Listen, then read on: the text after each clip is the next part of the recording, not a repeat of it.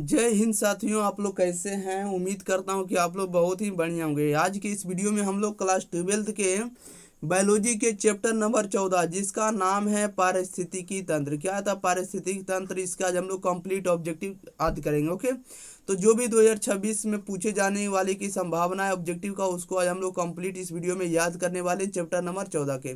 जितने भी chapter number 14 में पूछे गए 2025 में, 2024 में, 2022 में, सभी इस वीडियो में हम आपको कवर करेंगे।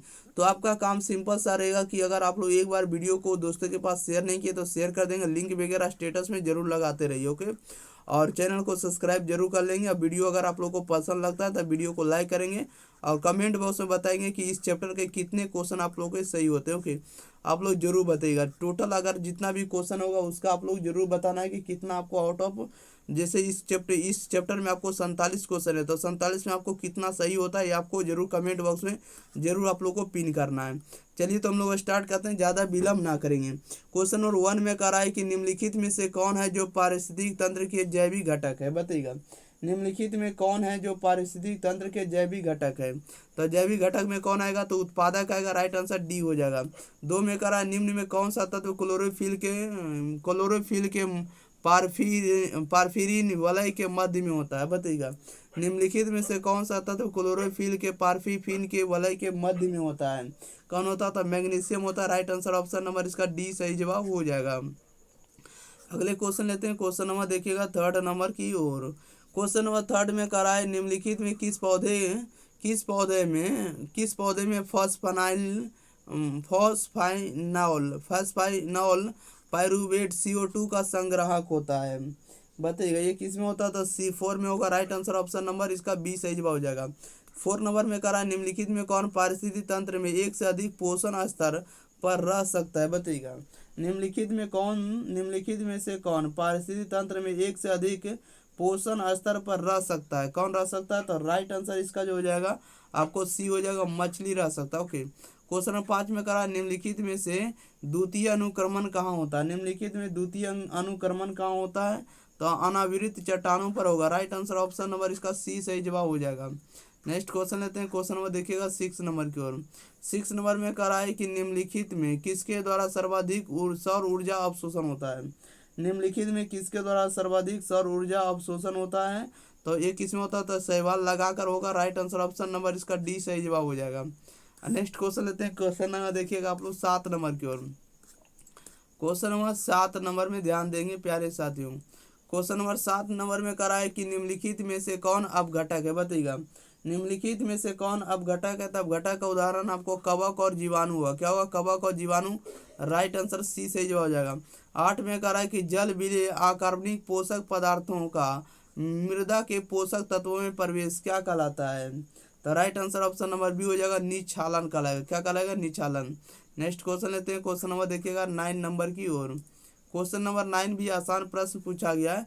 पूछा गया कि भू जैव रासायनिक चक्र क्या अर्थ क्या होता है। बताइएगा भू जैव रासायनिक चक्र का अर्थ क्या होता है, तो राइट आंसर सी हो जाएगा। पारितंत्र में पोषक तत्वों का चक्रण होता है। क्या होता है, पारितंत्र में पोषक तत्वों का चक्रण होगा।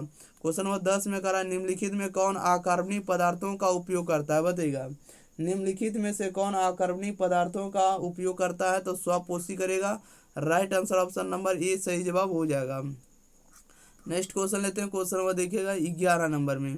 11 नंबर में कह रहा है कि अवशिष्ट जल में BOD का अनुमान कितनी मात्रा को माप कर लाया जाता है। बताइएगा कह रहा है कि अवशिष्ट जल में BOD का अनुमान किनकी मात्रा को माप कर लगाया जाता है, तो ऑक्सीजन की खपत को माप कर। राइट आंसर ए सही जवाब हो जाएगा। 12 में कह रहा है कि पारिस्थितिक तंत्र में ऊर्जा का प्रवाह आहार श्रृंखला गर्त होता है। ये किस में होता है, तो एक दिशी में होता है। राइट आंसर ए सही जवाब हो जाएगा। क्वेश्चन नंबर 13 में कह रहा है कि बाघ उपभोक्ता है। बाघ जो है किस प्रकार के उपभोक्ता है, तो द्वितीय श्रेणी का उपभोक्ता। राइट आंसर आपका बी सही जवाब हो जाएगा। नेक्स्ट क्वेश्चन लेते हैं। क्वेश्चन नंबर देखिएगा 14 नंबर में। 14 नंबर में कह रहा है कि तालाब द्वारा निरूपित पारितंत्र है। बताइएगा कला तालाब द्वारा निरूपित पारिस्थितिक तंत्र है क्या है, तो लेंटिक है। क्या है, लेंटिक। राइट आंसर आपका ए सही जवाब हो जाएगा। 15 नंबर में कह रहा है कि समुद्र तल पर रहने वाले जंतु कहलाते हैं। समुद्र तल पर रहने वाले जंतु क्या कहलाते हैं, तो बेंथिक कहलाते हैं। क्या कहलाते हैं, benthic. Right answer option number इसका सी सही जवाब हो जाएगा। 16 में कह रहा है कि वायुमंडलीय आर्द्रता को किससे मापा जाता है, बताइएगा। वायुमंडलीय आर्द्रता को किससे मापा जाता है, तो हैग्रोमीटर से। Right answer option number B सही जवाब हो जाएगा। 17 में कह रहा है कि सल्फर का सबसे बड़ा संग्राहक है। सल्फर का सबसे बड़ा संग्रह क्या होता है, तो चट्टाने होता है। राइट आंसर बी सही जवाब हो जाएगा। नेक्स्ट क्वेश्चन लेते हैं, क्वेश्चन नंबर 18 नंबर में। 18 नंबर में कह रहा है कि पादपों में सर्वाधिक पाए जाने वाले तत्व हैं, बताइएगा। पादपों में सर्वाधिक पाए जाने वाले तत्व क्या होंगे, तो कार्बन है। राइट आंसर डी सही जवाब हो जाएगा। क्वेश्चन नंबर 19 में कह रहा है कि द्वितीयक नग्न क्षेत्र में अनुक्रमण कहलाता है। द्वितीय नग्न क्षेत्र में अनुक्रमण कहलाता है, क्या कहलाता है, तो सब सीयर कहलाता है। राइट आंसर ऑप्शन नंबर इसका बी सही जवाब हो जाएगा, सब सीयर। 20 में कह रहा है पारितंत्र की दो वनस्पतियों के बीच का संक्रमण भाग कहलाता है, क्या कहलाता है, बताइएगा। पारितंत्र की दो वनस्पतियों के बीच का संक्रमण भाग क्या कहलाता है, तो इकोटोन कहलाएगा। क्या कहलाएगा, इकोटोन। राइट आंसर ए सही जवाब हो जाएगा। 21 में कह रहा है किसी पारितंत्र में सर्वाधिक विभिन्नता युक्त जीव है। किसी पारितंत्र में सर्वाधिक विभिन्नता युक्त जीव क्या है, तो अपघटक है। राइट आंसर आपको ऑप्शन नंबर सी सही जवाब हो जाएगा। नेक्स्ट क्वेश्चन लेते हैं, क्वेश्चन नंबर देखिएगा 22 नंबर की ओर। 22 नंबर में कह रहा है कि जलीय पारितंत्र में ऊर्जा का पिरामिड कैसा होता है।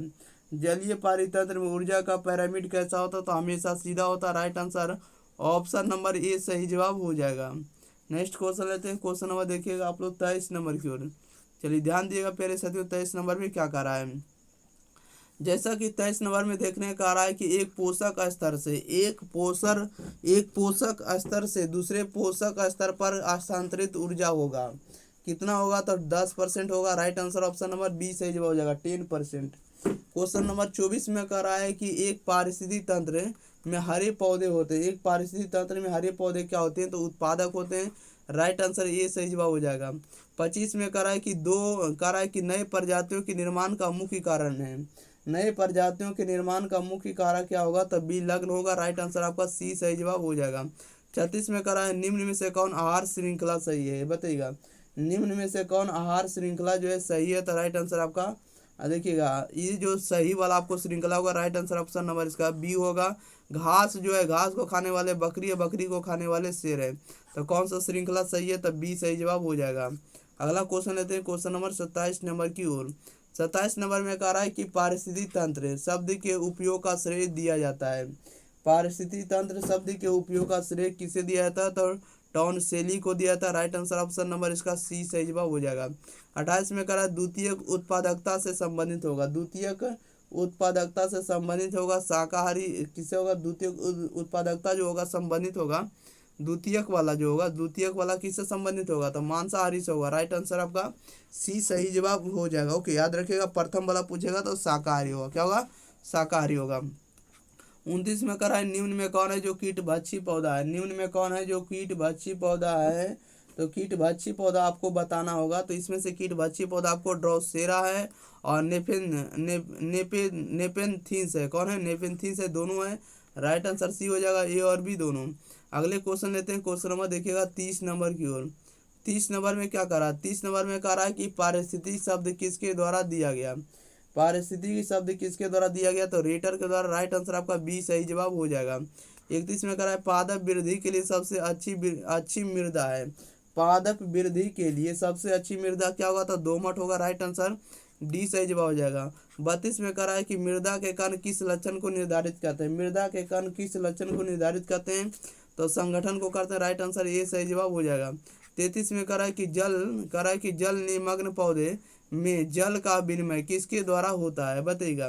कह रहा है कि जल निमग्न पौधे में जल का विनिमय किसके द्वारा होता है, तो राइट आंसर बी हो जाएगा, सामान्य सतह के द्वारा होगा। किसके द्वारा, सामान्य सतह के द्वारा। राइट आंसर बी सही जवाब हो जाएगा। नेक्स्ट क्वेश्चन लेते हैं, क्वेश्चन नंबर 34 नंबर की ओर।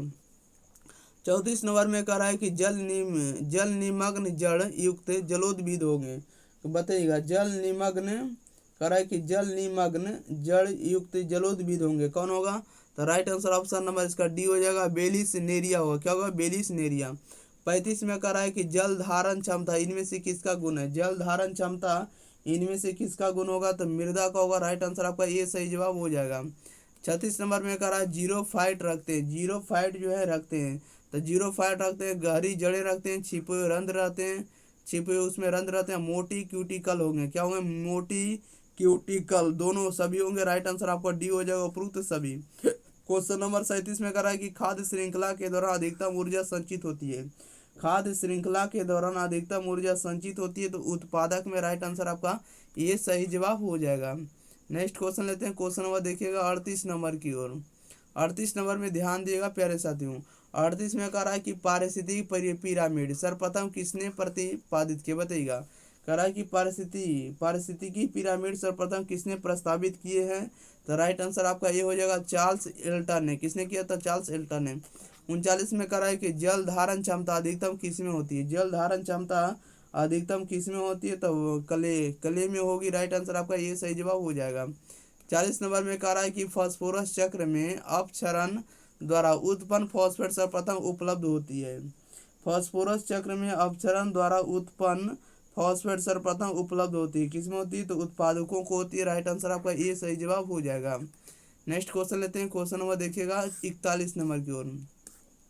चलिए 41 नंबर में आप लोग ध्यान दिएगा प्यारे साथियों। 41 नंबर में क्या कह रहा है प्रश्न। क्वेश्चन नंबर 41 नंबर में जैसा कि आप लोग देख रहे हैं, कह रहा है कि निम्नलिखित में से कौन सा पिरामिड कभी उल्टा नहीं होता, बताइएगा। निम्नलिखित में से कौन ऐसा पिरामिड है जो कभी उल्टा नहीं होता है, तो ऊर्जा का जो पिरामिड होता है कभी उल्टा नहीं होता। राइट आंसर ये हो जाएगा। 42 में कह रहा है जैव मंडल का अर्थ है। जैव मंडल का अर्थ क्या होता है, जैव मंडल का अर्थ आप लोग बताएंगे, तो जैव मंडल का अर्थ होता है, right answer option number C हो जाएगा, एटमॉस्फियर, लिथोस्फियर एवं हाइड्रोस्फियर। क्या होता है, एटमॉस्फियर, लिथोस्फियर और हाइड्रोस्फियर। राइट आंसर आपका सी सही जवाब हो जाएगा। 43 में कह रहा है कि अपघटक होते हैं। अपघटक क्या होते हैं, तो अपघटक जो होते हैं आपको विषम पोषी होते हैं। राइट आंसर डी सही जवाब हो जाएगा। क्वेश्चन नंबर 44 नंबर में ध्यान देगा प्यारे साथियों। 44 नंबर में कह रहा है कि सबसे बड़ा पारितंत्र है। सबसे बड़ा पारितंत्र क्या होता है, तो समुद्री पारितंत्र होता है। राइट आंसर आपका बी सही जवाब हो जाएगा। 45 में कह रहा है इकोलॉजी संबंधित है। इकोलॉजी जो है संबंधित होगा, तो इकोलॉजी संबंधित होगा जीवधारियों एवं उनके पर्यावरण के बीच संबंध से। किसे होगा, तो जीवधारियों एवं उनके पर्यावरण के बीच के संबंध से होगा। राइट आंसर आपका बी सही जवाब हो जाएगा। 46 में कह रहा है कि पारिस्थितिक तंत्र में ऊर्जा का मुख्य स्रोत है। पारिस्थितिक तंत्र में ऊर्जा का मुख्य स्रोत क्या होता है, तो सूर्य होता है। राइट आंसर आपको ऑप्शन नंबर बी सही जवाब हो जाएगा। क्वेश्चन नंबर 47 में कह रहा है कि जैव रिएक्टर अनुकूलतम परिस्थिति में क्या निर्माण करता है, बताइएगा। जैव रिएक्टर अनुकूलतम परिस्थिति में क्या निर्माण करता है, तो उत्पाद निर्माण करेगा। Right answer option number A सही जवाब हो जाएगा, उत्पाद। ओके, चलिए प्यारे साथियों, तो इस वीडियो में जितने भी ऑब्जेक्टिव थे इस चैप्टर के पूरे हम कंप्लीट कर दिए हैं। तो आपका काम रहेगा कि इस वीडियो को अपने भाई बहन के पास आप लोग जरूर शेयर कर दीजिएगा। ओके, कम से कम 10 लोगों के पास आप लोगों को वीडियो को शेयर कर देना और स्टेटस वगैरह में जरूर लगा दीजिएगा।